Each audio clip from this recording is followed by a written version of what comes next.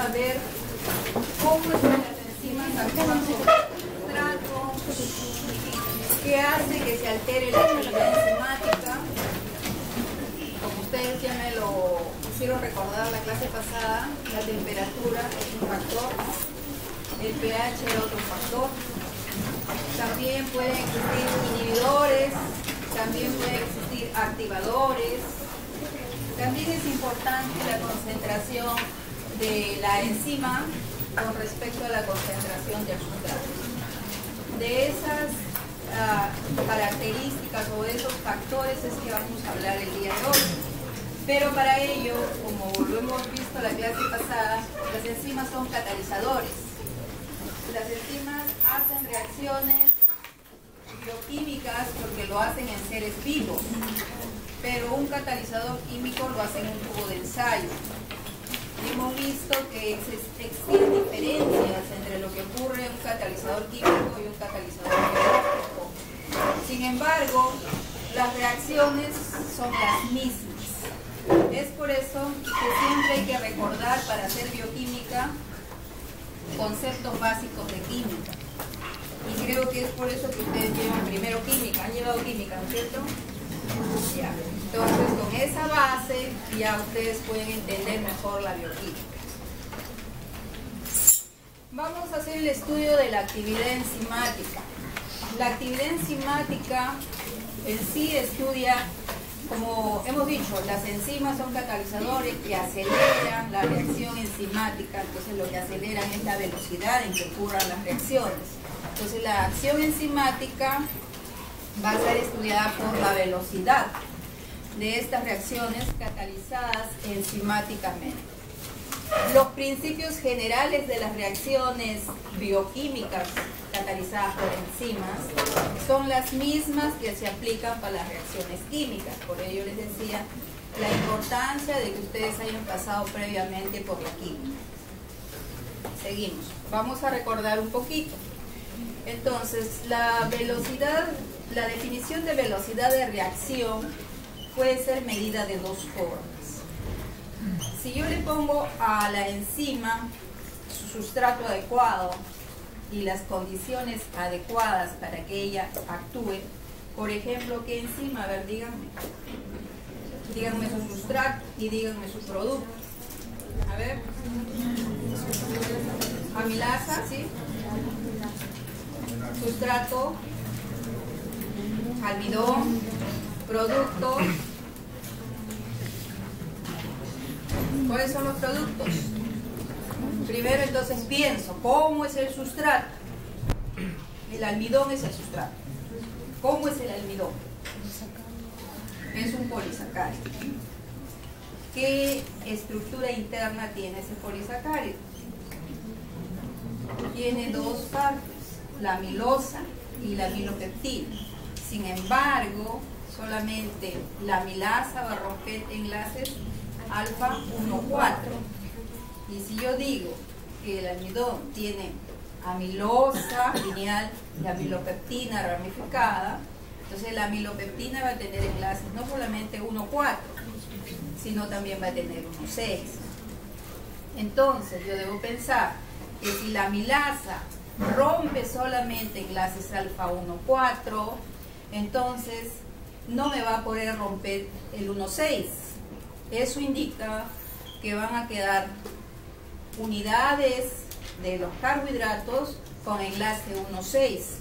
Y a esas estructuras pequeñas se le llama dextrinas.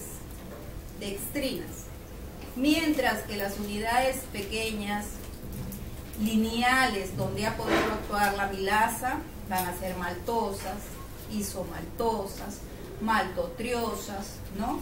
Y muy poca glucosa. ¿Por qué? Porque la amilasa salival actúa en la parte interna del almidón, no va cortando extremo, sino liberaría glucosas, pero ella entra hacia la parte interna. En eso indica que es una endonucleasa, porque actúa a la parte interna del sustrato. Por eso es que libera maltosas, maltotriosas y dextrinas porque no puede romper el enlace 1,6. Entonces, si yo quiero poner un ejemplo, les estaba diciendo, una enzima conocida, la alfa-amilasa, un sustrato conocido, el almidón, los productos de esa reacción, entonces van a ser los que hemos mencionado, las dextrinas, las isomaltosas, las maltosas, las maltotriosas y muy poquitito de glucosa. Ahora, ¿cómo yo podría medir la velocidad de reacción? Yo les estoy diciendo, enfréntenme una enzima y voy a enseñarles.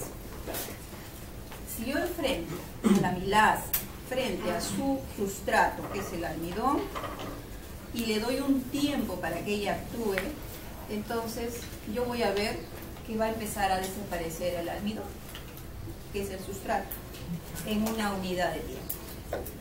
Pero, ¿qué va a aparecer? El producto en una unidad de tiempo. Por eso que yo la velocidad enzimática la puedo detectar de dos maneras: por desaparición del sustrato, lógico, o por la aparición del producto. Si es que yo encuentro al cabo de 5 minutos un montón de producto, quiere decir que la acción enzimática fue óptima y la enzima en esos 5 minutos pudo degradar todo eso. Si pasa el tiempo y yo encuentro el sustrato, ¿qué pasó? La enzima no pudo actuar sobre su sustrato porque de repente tuvieron algunas condiciones que no le permitieron hacerlo. Pero cuando las condiciones son óptimas, como vamos a aprender hoy, cuando las condiciones son óptimas, entonces vamos a observar esto, que la velocidad la vamos a poder medir por desaparición del sustrato en un determinado tiempo o por la aparición del producto en un determinado tiempo. Por ejemplo, otro ejemplo, la pepsina. ¿Qué es la pepsina? Es una enzima que degrada proteínas a nivel de ¿dónde? Del estómago. Las proteínas, entonces, que consumamos puede ser degradada por la pepsina. Ahora, si yo quiero imaginarme ese experimento en un tubo de ensayo, ¿qué tendría que ponerle para ponerle la pepsina? Porque les cuento, la pepsina la venden en los laboratorios, yo la disuelvo en un medio adecuado como el pH del estómago y la puedo tener activa. Entonces, ¿qué le echaría al tubo de ensayo como sustrato? ¿Qué proteína con la que hemos usado biología? Albúmina. Le echo albúmina, le echo pepsina y luego agito 37 grados y luego ¿qué debo apreciar? ¿Qué debo apreciar? ¿Ah? Recuerden, acá la proteína es lo grande. El producto, ¿qué va a ser? Lo chiquito, porque es digestión. Recuerden, acá no se va a formar de algo chiquito a algo grande, porque estamos en digestión. Y para que se digiera tiene que convertirse en algo pequeño para que pueda ser absorbido por el intestino. Yo me como una proteína, no me la voy a absorber entera como está, ¿no es cierto? Entonces tiene que sufrir un proceso digestivo y una de las enzimas, una de ellas es la pepsina. Entonces si yo me tomo, por ejemplo, ustedes saben que en los gimnasios para sacar músculos le dicen consumen huevos crudos, ¿no? No sé cuántos huevos a veces ligeramente batidos o así le hacen un huequito al huevo y se lo toman todo completo. Entonces están consumiendo gran cantidad de proteína. La primera enzima que debe actuar sobre esa proteína es la pepsina. Entonces ese huevo que tenía una proteína compleja y grande como la albúmina, vamos a situar solamente la albúmina, tiene que ser rotos sus enlaces, ¿no es cierto? Entonces ya no vamos a encontrar después de unos 5, 10, 15 minutos en un tubo de ensayo la albúmina. Ya es lo que vamos a encontrar. ¿Qué cosa encontraremos? ¿Qué cosa encontraremos? Aminoácidos, péptidos, polipéptidos pequeños, dipéptidos, tripéptidos. Entonces, si el tubo estaba muy opaco por la cantidad de proteína que le habíamos puesto, después de 5 minutos, ¿cómo será el tubo? pasará con mayor facilidad la luz. Sí, porque ya han sido rotos los enlaces. Entonces, acá, ¿cómo mediría? Cuando si esta reacción yo la llevo al espectrofotómetro, que ya creo que la mayoría conoce, al espectrofotómetro, la pepsina con la albúmina me daría una absorbancia. Después de 5 minutos, la pepsina con la albúmina me daría otra absorbancia. ¿Cuál sería más grande, la primera o la segunda? La segunda. ¿Cuál sería la más grande absorbancia? Recuerden la ley de Lambert y Beer. Mayor concentración, mayor absorbancia. La primera, porque está más compacto, no está digerido, hay un montón de albúmina. En cambio, en el segundo caso ya está partida y como están fragmentos pequeños de proteína, la luz puede atravesar. Y entonces mi absorbancia bajará. Yo me tengo que siempre pensar en esas cosas cada que yo voy a contestar una pregunta del examen. Si en el examen te preguntan lo mismo que estamos diciéndoles, pero simplemente le damos la vuelta y ustedes caen redondos. Por eso, tienen que analizar cada concepto, darle de atrás para adelante y darse cuenta que fácilmente pueden caer si hablan rápido, igual, si marcan rápido. ¿Ya? Entonces, en ese caso, si esto se tratase de pepsina, desaparición del sustrato en una unidad de tiempo, aparición del producto en una unidad de tiempo. Generalmente las reacciones enzimáticas, cuando hagamos en el laboratorio, las vamos a medir en el espectrofotómetro. Y ustedes, los que ya pasaron por laboratorio, saben que ahí nos van a dar valores de absorbancia. Cuando la absorbancia es más chiquita, ley de Lambert y Beer, ¿qué significa? Menos concentración. La concentración es más pequeña. Cuando la absorbancia es muy grande, la concentración es mayor. ¿Ya? Entonces, la velocidad de reacción se puede ver desde esos dos aspectos.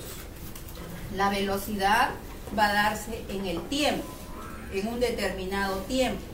Hay sustratos en los que la enzima, como vimos la clase pasada, hay enzimas que tienen más de un sustrato. Entonces pueden lograr el producto en un corto tiempo, en un largo tiempo. Entonces de eso va a depender su velocidad. Vamos a ver algunos casos. Siguiente diapositiva. Hay que tener en cuenta estos conceptos básicos de cinética química, porque para recordarles nomás lo que ustedes ya conocen, ya que como vamos a ir avanzando y hoy día vamos a ver con qué velocidad se realizan las reacciones, por qué se dan, a mí me gusta que ustedes intervengan. Entonces por eso es que les hago recordar, esto no debería ponérselos, porque esto es química que ustedes ya llevaron, ¿ya? Sin embargo, solamente para recordarles que las reacciones químicas se clasificaban en reacciones monomoleculares, cuando participa un solo reactante. ¿Se acuerdan? Un reactante, un producto. 2 reactantes, un producto. 3 reactantes para que se dé un producto. Entonces, estas reacciones son de acuerdo a la cantidad de reactantes. Si yo hablo de enzimas, diré reactantes. ¿De qué diré? Sustrato. Muy bien, señorita. Sustrato, producto. 2 sustratos, un producto. Puede haber 3 sustratos y un producto. Porque estamos diciendo que las reacciones enzimáticas son muy semejantes a las reacciones químicas. Las reacciones químicas también se clasifican de acuerdo a cómo participan estos sustratos en dicha reacción. Así existen reacciones de orden 0, reacciones de primer orden, de segundo, de tercero. Siempre influenciados por lo que hemos visto, que la velocidad va a depender de la desaparición del sustrato o la aparición del producto en un determinado tiempo. Siguiente, por favor. En la reacción de orden 0, la velocidad de formación del producto es independiente a la concentración del sustrato. Quiere decir que no va a depender directamente. Puede haber mucho sustrato, poco sustrato, y la velocidad no es independiente a ello, no se va a alterar, eso me quiere decir. De primer orden, la velocidad de formación de los productos es directamente proporcional a la concentración del sustrato. Quiere decir, más, ¿qué más qué? Más sustrato o más uno de los reactantes, se incrementa la velocidad. De segundo orden, que son más escasas en nuestras reacciones bioquímicas, sin embargo, hay que mencionarlas, que la concentración, la de orden, segundo orden, es aquella que la velocidad va a depender de la concentración de dos sustratos, si es que estos participan, por ejemplo, en una reacción de condensación. Condensación es unión, ¿no es cierto? O del cuadrado de la concentración en el caso de una reacción de dimerización, cuando se unen dos elementos para formar uno molecular, por ejemplo. Seguimos. Entonces, las reacciones enzimáticas van a tener una velocidad, pero para que estas reacciones ocurran, vamos a tener en cuenta los factores que afectan dicha actividad. Primero, la concentración del enzima. Vimos el ejemplo de la lactasa y la lactosa. ¿Se acuerdan? ¿O no se acuerdan? Ya. ¿Qué tenemos ahorita nosotros? ¿Mucha lactosa o mucha lactasa? Consumimos mucha lactosa y tenemos poca lactasa. Entonces, ¿influye o no influye? El cólico, los gases no son por las puras. Quiere decir que falta enzima. Es importante la concentración del enzima. ¿Es importante la concentración del sustrato? Sí, porque si nosotros supiéramos la cantidad de enzima que tenemos, nosotros solamente consumiríamos de repente un cuarto de taza, media taza, para que sea proporcional a la enzima que tenemos. Pero como nosotros desconocemos, acostumbramos a tomarnos una taza y nos cae pésimo, ¿sí? Entonces es importante la concentración de sustrato. El pH también, para que la enzima actúe sobre su sustrato necesitamos un pH adecuado. ¿Por qué? Se lo mencioné así ligeramente, pero ustedes tenían alguna idea también. ¿Por qué el pH? Los aminoácidos tienen un grupo lateral, un grupo R. Este R puede ser afectado por el medio, ¿no es cierto? Puede ganar OHs, puede ganar hidrógenos, entonces cambia su polaridad y por ende ya no va a atraer de la misma manera al sustrato. Y si no atrae a su sustrato, pues no habrá actividad enzimática. En cuanto a la temperatura, ¿por qué?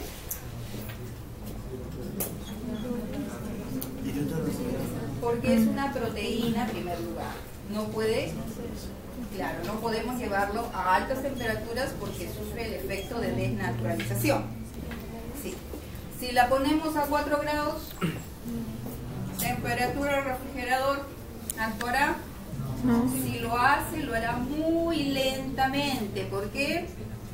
Porque necesita energía. ¿Saben ustedes? Si ustedes lo han hecho en química seguro, les han puesto a muchas reacciones calor, para que el calor haga que empiecen a vibrar las moléculas y se empiecen a encontrar entre ellas y puedan reaccionar.